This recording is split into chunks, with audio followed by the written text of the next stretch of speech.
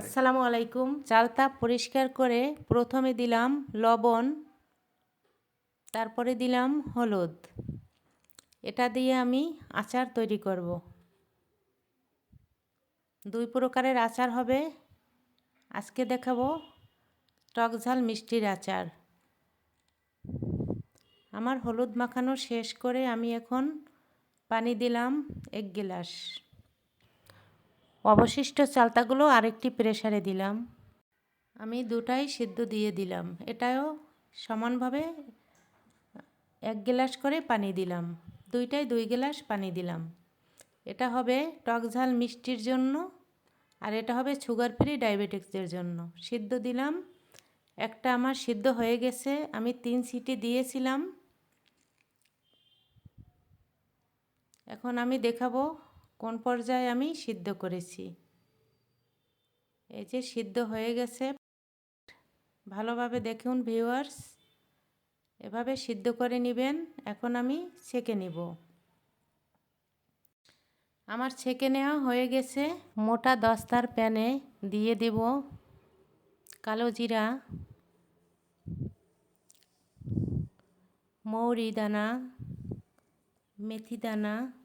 মেথি দানা কিন্তু খুব অল্প করে দিয়েছি আমি, কারণ মেথি দানা যদি বেশি দেয় তাহলে তিতো হবে, বাচ্চারা খেতে পারবে না। এখন দিতে হবে লঙ্কাটা। গোটা লঙ্কা দিয়ে যখন ফ্লেভার আসবে তখন আমি ছিঁড়ে ছিঁড়ে দিচ্ছি, কারণ এই ছিঁড়ে দেওয়ার মানে হচ্ছে একত্রে বিচিগুলো হয়ে যাবে। আগে যদি ছিঁড়ে দেই তাহলে বিচিগুলো পুড়ে যাবে, আর যদি ছিঁড়ে না দেই তাহলে বিচিগুলো লাল করতে করতে খোসাগুলো পুড়ে যাবে, খেতে ভালো লাগবে না। এই দেখুন, সবগুলো এভাবে আস্তে আস্তে করে আমাদের ছিঁড়ে দিতে হবে। সুন্দর স্মেল আসছে, আমি দেশি লঙ্কা দিয়েছি।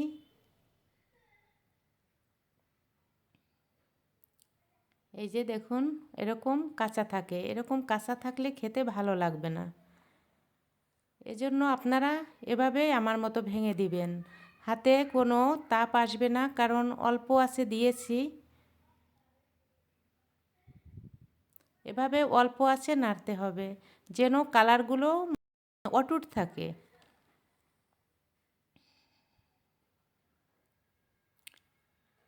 একটিও যেন গোটা না থাকে। এভাবে আমরা যদি ভেজে নেই সব সমান করে, বেশি দিন ভালো থাকবে।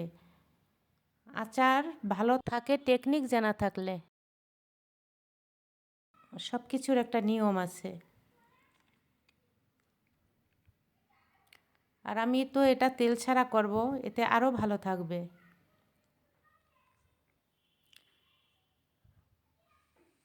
বেশি কালো করবেন না, জাস্ট এভাবেই হালকা একটু ডিসকালার হলেই তুলে ফেলবেন। সব সমানভাবে হয়ে গেছে। এটার উপরেই মূল টেক্সচার, চালতার আচারের স্বাদ এবং ফ্লেভার। এখন দিতে হবে জিরে। আমি সাদা জিরেটা আলাদা দিলাম, কারণ ওগুলোর সাথে একত্রে গুঁড়ো করলে ফ্লেভার ভালো থাকবে না। এটা আমি গোটা রাখবো আর কিছু অংশ ভাঙবো।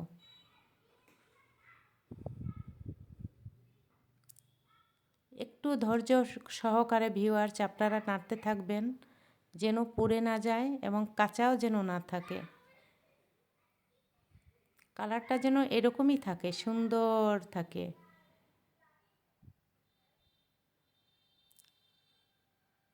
আমার হয়ে গেছে, এখন আমি ঢেলে নেব।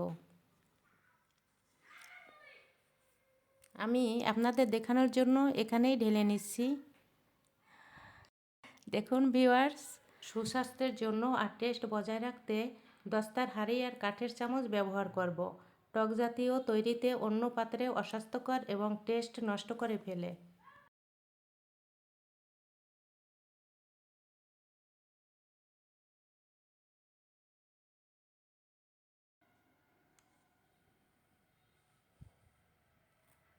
চিনি দিলাম, এখানে 6 কাপের মতো আমি দিয়েছি।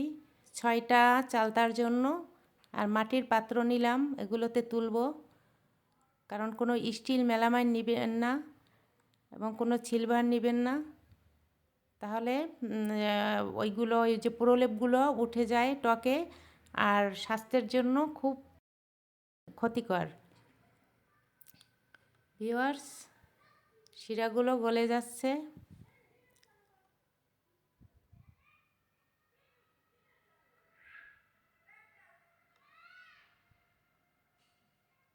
কাঠ দিয়ে আমরা নাড়ি, এজন্য আমাদের স্বাদ অটুট থাকবে। শুকিয়ে গেছে, এখন আমি মশলাগুলো দিয়ে দিলাম। এই ফোড়নগুলো আপনারা বাজার থেকে প্যাকেট কিনবেন না, নিজেদের মতো করে নেবেন। নিজেদের মতো করে, যেমন মেথি আমি কিন্তু অল্প দিয়েছি, মেথি বেশি দিলে তিতো হয়ে যাবে।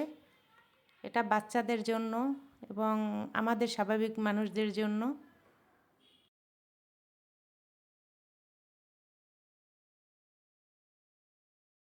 সবার জন্য পারফেক্ট। আমার কিন্তু চিনিটা কম লাগে, কারণ আমি ভালোভাবে কষ ফেলে দিয়েছিলাম। কষ ছাড়ানোর নিয়ম আমার চ্যানেলে দেয়া আছে, ডিসক্রিপশনে লিংক দেয়া থাকবে, দেখে নেবেন। এই দেখেন, কোনো তেল নেই,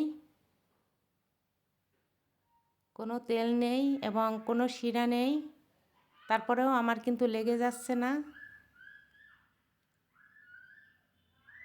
তেল দিলে যেন তেল কেশে কেশে হয়ে যায় কতদিন পরে, বেশি দিন ভালো থাকে না।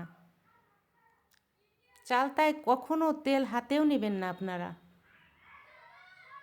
তেল ছাড়া খেতে যে এতটা যে ভালো সুস্বাদু হয়, এত যে টেস্টি খাবারটা, তেলে কিন্তু নষ্ট করে ফেলে, বেশি দিন ভালো রাখে না।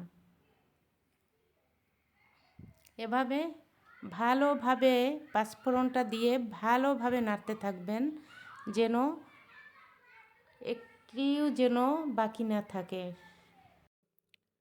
সব থালির গায়ে মিশিয়ে দিবেন। আপনাদের দেখিয়ে দিচ্ছি এভাবে।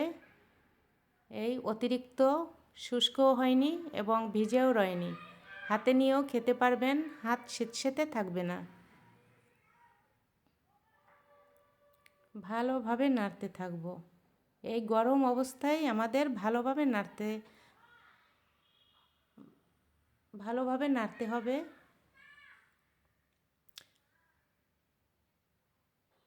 অনেক সুন্দর আসছে কালার। এই আমি তুলে ফেললাম, আমি খোসা সহই তুলেছি। ভিউয়ার্স, আমার আচার তৈরিতে অনেক সাশ্রয় এবং খেতেও ভারী মজার হয়, আর স্বাস্থ্যের জন্যও ভালো। এভাবে তেল ছাড়া আর অতিরিক্ত ফোড়ন না দিয়েও সবার থেকে যদি মজার হয়, আমরা সুস্থ থাকতে পারি, তাহলে কেন তেল অ্যাভয়েড করব না? এরকম রেসিপি করলে কোনো গ্যাস্ট্রিক থাকবে না। গ্যাস বাড়ে আচার খেলে, এ ধারণা আমি পাল্টিয়ে দিলাম। আপনারা এভাবে বানিয়ে খাবেন এবং আমার জন্য দোয়া করবেন, এভাবে যেন স্বাস্থ্যের দিকে তাকিয়ে আমি ভালোভাবে আরও সুন্দর সুন্দর আচার তৈরি করতে পারি। আল্লাহ হাফেজ।